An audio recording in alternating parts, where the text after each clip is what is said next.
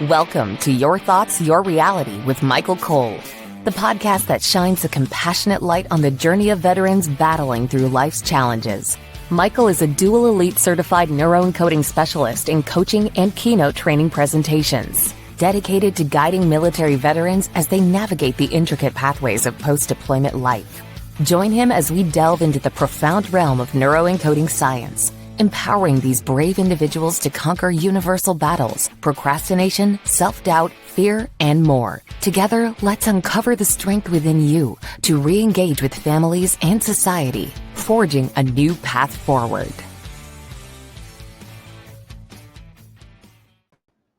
Hello, everybody. Hey, so we had some tech issues. We're here and life is good. So for some reason, my email didn't want to work and blah, blah, blah. So today I'm super excited. We have Veronica Vasquez. Veronica is an expert in integrating social emotional learning, fitness, dance, and energy work to combat stress and burnout. She has a personal connection to the military community through her veteran uncle and cousin.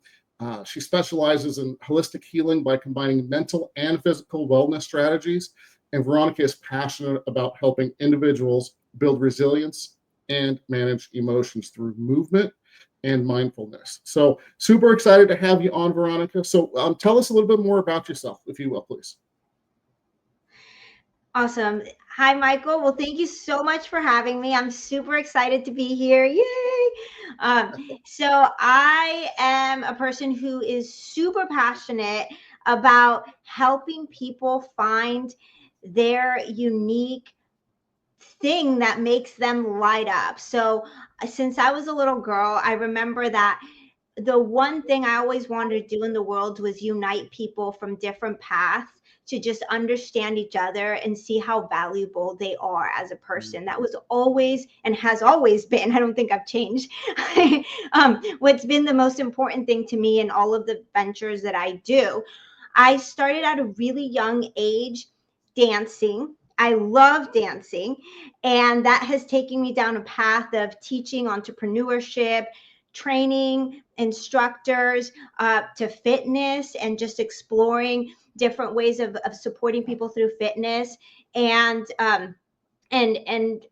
getting different, all these certifications and things to bring value to my work. But essentially, as a kid, where it started was I loved to dance. I had health issues, and I had a dad who was a mental health therapist. And for me, understanding psychology was just like, it was just normal to me. And that's, I think, my first understanding of being so intuitive with people's feelings. And of course, I believe I do have a gift in that area, but that's kind of where it started. And where I am now is I'm the founder of JMM Dance Co, a nonprofit that helps people through bringing mental health awareness through social emotional learning with dance.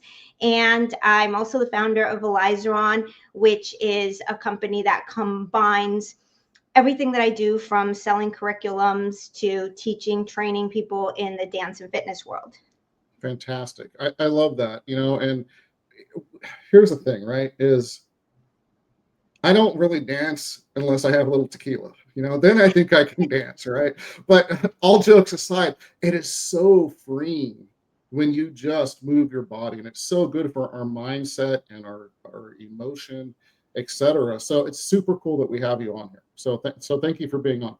Before we really get started, I want to remind people I pointed the wrong way. On the top right-hand corner of your screen is a blue QR code that takes you to empowerperformancestrategies.com. Again, for people listening on the podcast forums later, empowerperformancestrategies.com. There are free ebooks that I've written. There are Facebook groups for both veterans and their families. Be part of our mission, be part of our community. So check that out. There's all kinds of resources there. So with that said, Veronica, you ready to get started? Yes, I'm super stoked. Fantastic. So I know you kind of touched base a little bit on it, but what kind of really made you move into that journey into social emotional learning, fitness, dance, and energy work, and begin and what inspired you to combine these practices? What really put it all together for you to really get started doing it? I think the day that I realized was the day I decided to close my dance studio. Doesn't sound very good, but I You know, had been. it's funny, Veronica, when things like that happen, and for whatever reason we're like, oh man, my life just got turned upside down. It's kind of crazy what opens up and where we move into the next realm of our lives to find fulfillment and things, right? So Yeah, I'm assuming that kind of worked for you as well. it did. So as a kid, I was a special individual and I just saw the world differently. And whether that was, I mean, I had a what they call attention deficit disorder. I don't like to call that, but I see the world differently. Mhm. And um, and with that being said, I also had health problems. So for me, dancing and exercising wasn't something that was not just for my health problems, but just the culture that I grew up in. It wasn't something that was accepted, nor was it, I guess, good for my health. I'd end up using my inhaler and no nebulizer after. So those type of things. So it made me just want to do it more. But then also, for me, it was a natural connection of connecting my body with my emotions, because I had a hard time speaking up sometimes, not because I didn't want to speak, but because I felt misunderstood. I would notice and understand things differently. Most of the time people would be like, I don't know what you're saying, and I'd be so mad. It's like, how do you not know what I'm saying? So but I was just seeing what people were not seeing. Yeah. And when I started teaching, I was 16 years old. I had already been dancing for definitely my gift is dance, had been dancing all my life. Jazz, ballet, hip hop, lyrical. I'd been in competition teams. I had been in doing 9 seasons of mega performances for like a mega church of thousands of people twice a year. It was like huge performances that I would be in. So when I started teaching dance, I thought, I'm teaching dance like anybody else is what, that's how I saw. That's how I thought. Apparently that was not happening.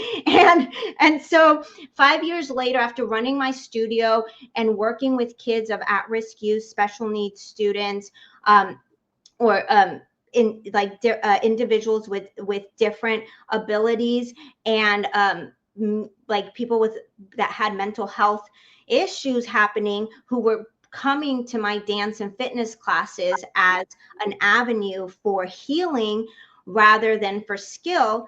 Yes, I just didn't know I was doing that. So Yeah. I was like, I'm not hitting the mark, until finally I decided, you know what, God, this is not my calling to own a dance studio. And I'm going to go back and figure out what my calling is, because in that moment when I decided to close, had 2 locations, I realized that there was more to Veronica than teaching dance for skill set. And that's when my whole world changed.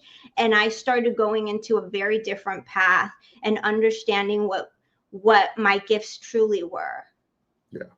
That's really fantastic. It really is. So many people, first of all, let me just, take 2 steps back and say, so many people would not have the courage to do that in the first place, to find what their fulfillment or what their life's purpose is. So, congratulations to you, first of all, for having the courage to do that. Number 2, finding something that helps so many people. I can't commend that enough. So bravo. So Thank when you made that move, what was some of the things that you really wanted to focus on the people you wanted to help? you.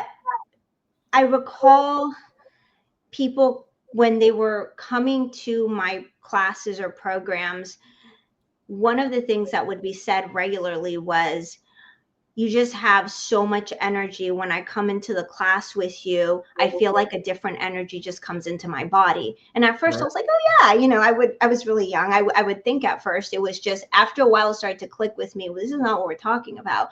Also, like, it was just the words that people would say that started to click to me. For me, it was at that moment I realized that I really wanted to help people from different walks of life truly step into who they are and empower them. And I knew that to do that, I needed to be able to fully explain what I do in my own with my own curriculums, with my own type of system. And it didn't fit the mold of a dance class. It didn't fit the mold of a fitness class. It didn't fit the mold of just energy work by itself. And that's where it started. I mean, it's definitely been a journey from there. At that time, I was actually pregnant with my son. It was definitely hard and difficult, to say the least. The decision I had to make. I wanted to have a franchise as a dance studio, and it was difficult for me to say, hey, I'm stepping away from these 2 locations because I know that what I want to create is something else. Right. And so when you have started, obviously you started it and you're successful at it. So when you started it, what are some of the key things that you see it helps with people? Say, again, we're going to bring it back to veterans and their families, but I think most of it is the human condition. It's stress, it's overwhelm, it's all of these things that humans deal with in general. So what are some of the things that you see, or have people told you, hey man, this has really helped with this? Give me some thoughts on so people listening can get more of an idea of what it all can help.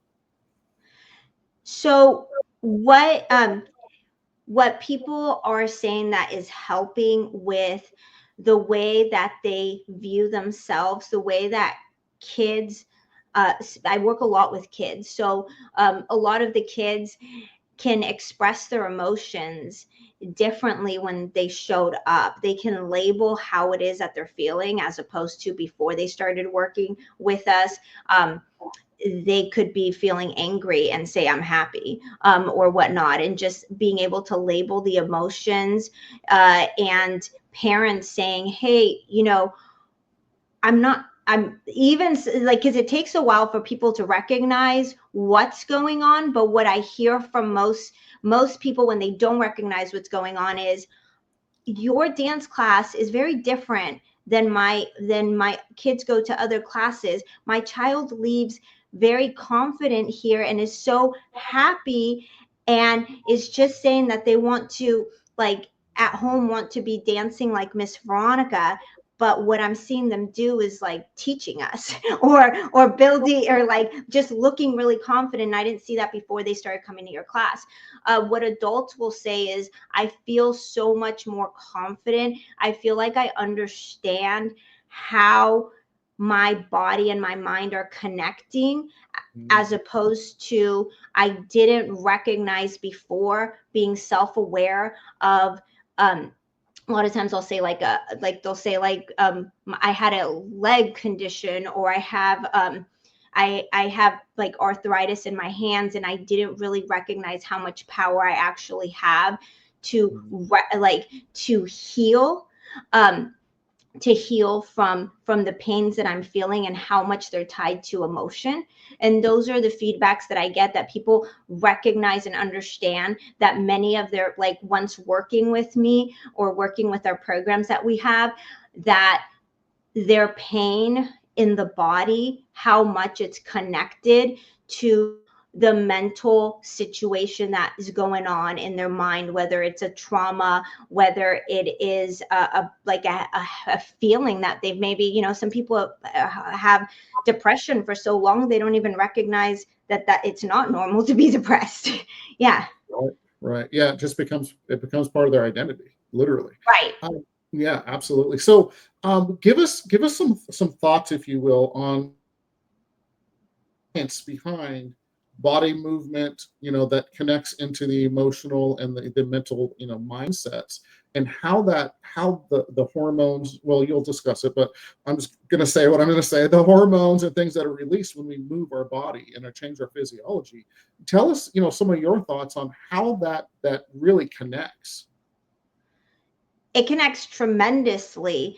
So from just psychologically, from the way that we walk or sit, shows so much to what's happening energetically and from a mindset perspective that I believe most people are not fully aware of the energy or the body posture that is causing the way that they're feeling and what they're manifesting out into the world. And once people recognize it, then they're like, oh, now I'm aware. But it also takes, it's not only like, okay, I'm doing and I'm aware. It's like, it's also people wanting to make that change, because one thing is knowing like that the connection between my mind and body makes a difference. The other one is, the other part of it is saying, hey, I'm going to do the work every day to to continue to work on that self-awareness and on that self-care on me. And that's the hardest part. It's not really knowing the facts, but doing the work into it. And I believe that the reason for that is because I do believe, we all have trauma or we all have something that, the way that we were born, is, I guess what I'm trying to say is, we all come from different family backgrounds, and each family background carries its own generational trauma or its own generational blessings, right? That's why certain things are easier than others. And with that, when you're able to recognize like what patterns you've been having in your mind, in your body, in your emotions that are creating the outcomes that you're seeing in life, then from there you're able to see, well, what are the patterns that this person has that that I want to be like, and how do I now move my body differently, say different words, and start to feel differently. And let's see, the way that I connect that with people is, what's different about what I do is I won't go into a class and just start teaching dance or fitness. Like, I will go into the class and the first thing that I do is I give an affirmation to people. So if it's kids, I'll do something like, hi, everyone. I'm like, I am so excited to be here today with you. Who is excited? And then, we go, and I go, okay, we're going to start with the phrase, I am fearfully and wonderfully made. I can dance. I'm like, you're all going to say it with me. Are you ready? Come here, come here. And then we'll start with the small voice. I'm like, everybody, I am fearfully and wonderfully made. I can dance. Then I go to a medium voice, and then I go to a really loud voice, because what I'm trying to do is self-regulate, like get to see who needs self-regulation, who already has an idea of self-regulation in small kids. And so then I get them all ramped up. And what did I just do? I just made them say that they're fearfully and wonderfully made and that they can dance. So then, without them recognizing, I'm already had them from their mouth say that affirmation before we even start dancing. And then when we start moving, I am having them move, but doing repetitive patterns.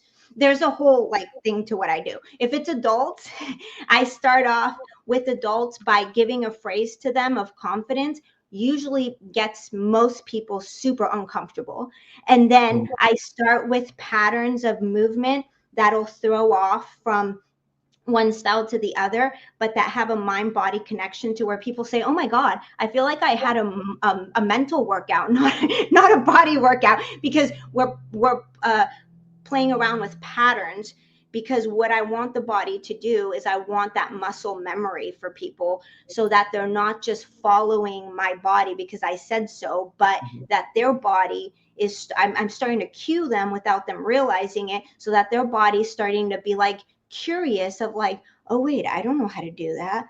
Now they're having to think. And when someone's having to think and be challenged, it's going to make them feel uncomfortable. It's going to bring out it's going to bring out whatever's in whatever down here is going to come up to the surface. And then they're going to start to come to a self-awareness. And then from there, they could be like, okay, what do I want to do with this? Yeah, I love that. I love that. So, it's funny that, what we think, so we feel, as we feel, so we do, and as we do, so we have.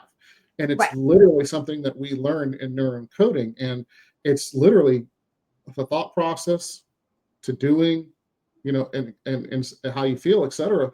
And it's really cool how you do this. because there's so many times that, you know, when you're just sitting still and you're slumped over and you're in a disabling state where you're just not moving forward and stuck, and again, in all those, you know, unresourceful patterns. And when you change your body and your physiology, and then you start moving and you start thinking about those affirmations or whatever thoughts that, you know, you are thinking, whether it be in the class or on your own, and start smiling and dancing, because who doesn't start, if they're not thinking about a pattern and dancing, right? You're just moving and enjoying it. You're smiling, and it releases all of these amazing hormones. When the 22 muscles in your face smile, it automatically releases all of these great hormones that make you feel good. And so when you're putting those thoughts into your own brain in a class or whatever the case may be, it's absolutely magical how energy and emotion, if you will, changes the game, because it becomes part of you. And it's so great that you're doing that. Can you talk to me a little bit about maybe somebody specific that you saw change?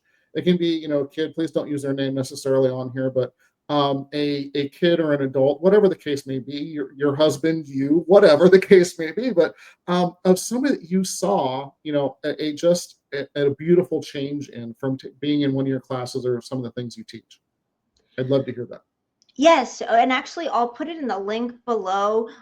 There's a lot, but one is actually a testimonial that I have from one of my programs, Moves Made for Me, and the parent actually in the testimony is saying how I'm making the kids feel in class, but she says a few things that are just really awesome. She says, you know, my daughter has cerebral palsy.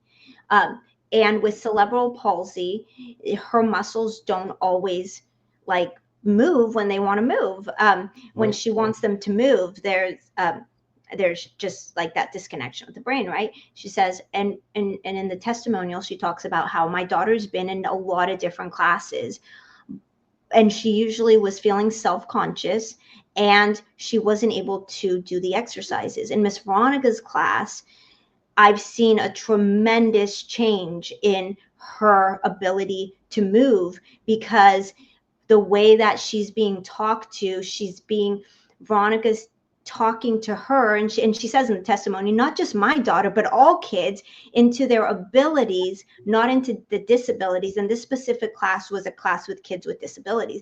And she's telling them the potential of what they can do, not what they are doing right now. And I've seen my daughter be able to kick, to start jumping over things that I didn't even know she could do. And after a few months with Miss Veronica, now she's doing these things. We've even been able to pull out her braces for a short amount of time during the class. And these are huge steps for her, is what the mom talks about in the testimonial.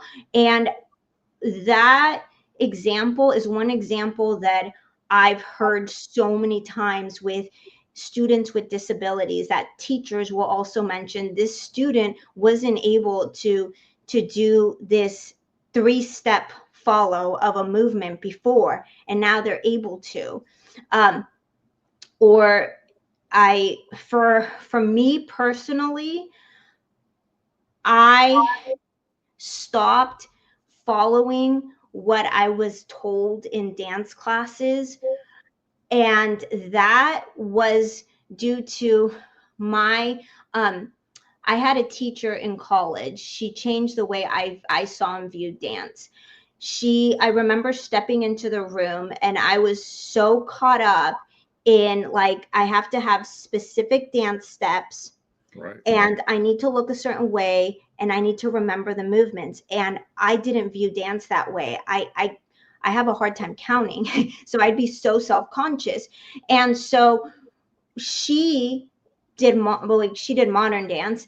I'm in connection with her still. But when I learned modern dance, it opened up my entire world to realize, like, hey, I don't have to be self-conscious with not going to the rhythm of the music. That's not what dance is. And when it connected me to recognizing that there's an energy flow that has nothing to do with beats of music, it started to switch something in me, and realizing like, that's what I do. When I'm seeing dance, I'm not dancing to the beat of the music. I'm letting this energy flow within me. And then I'm projecting that onto my students. And we are moving to the flow of this energy that is then releasing the emotions that are trapped inside our bodies. And when and so that it made a change to me of that realization. And those are just a few of them. um Those are fantastic. You know, okay. yeah, Yeah. Veronica. I mean, those are fantastic. I mean, can I just stop? First of all, I just got chills. We call them God bumps, not goosebumps. Oh, So when you talk about your journey, right, and the courageousness and braveness of you saying, okay, I'm going to close these studios. I'm going to do this because this is what I want to do. And you go back and you look at this teacher that taught you a different way, that felt more in integrity with you, right? And right. felt natural for you, because dance really should be natural. It should be just a feeling, right? That, in that sense. Of course, there's structure and certain aspects when you're performing. I get that. But when you can release and have there's that emotional connection with your body and your soul, if you will, it's such a beautiful thing. And then here's the craziness. If she didn't teach you that, would you be where you are now? Because you're open to it.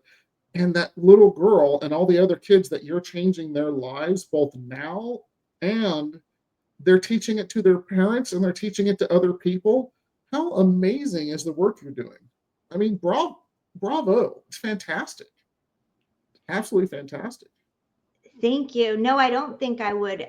If it Yeah. were for her. Actually, she has her retirement coming up, a retirement party this Saturday, and I'm gonna be there. But I don't think I would be if it weren't for her, because when she met me at that time, I'd been dancing already for years. I felt like a complete failure. I didn't think I was a dancer.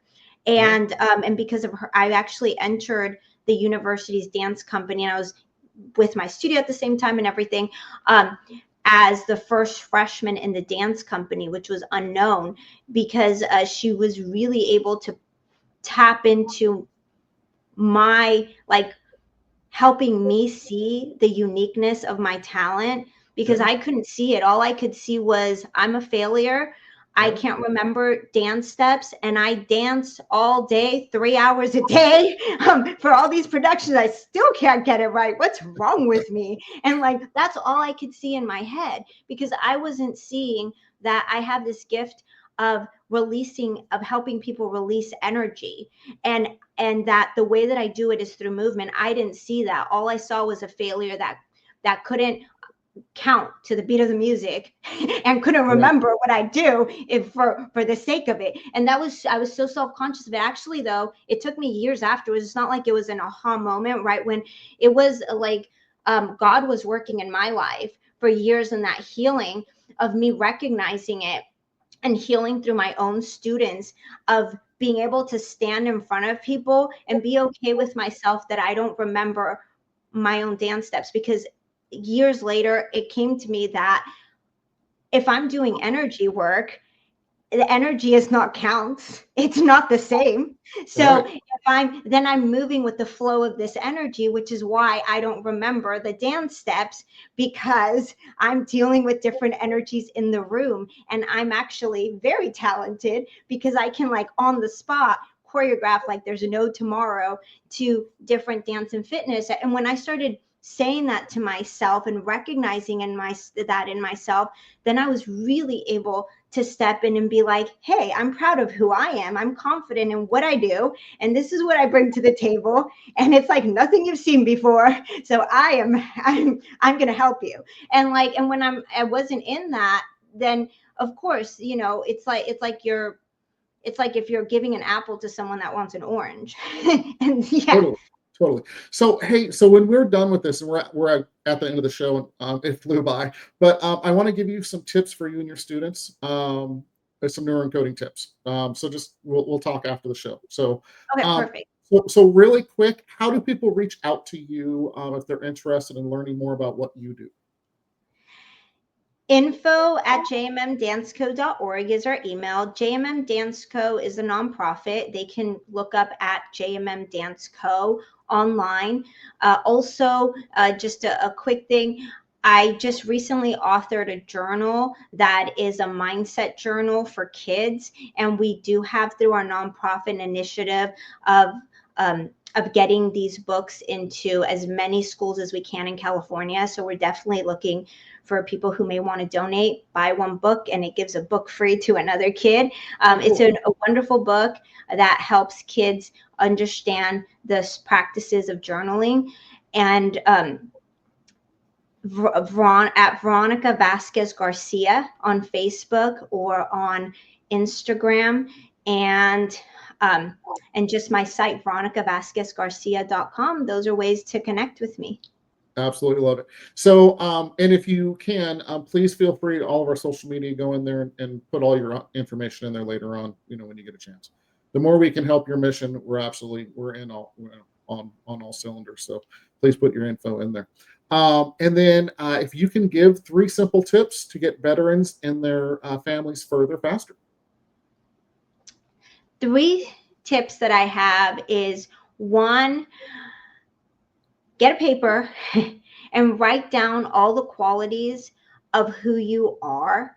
And even as a family, writing down the qualities of, as a family, what are your strengths? And then on the other side, writing down what are those things in your head that are coming up that are, like, depending on what you believe in, the demons in Christianity, or just the blockages or whatnot, and write them on the other side so that you're able to see first, like, these are all the qualities of, like, who we are as a family, who we are as, and these are the things that we may be struggling with right now, but then at the end, finding a value. Like, I know for me and my family, every year we create our values as a family and our values as individuals, and they change with the seasons, right?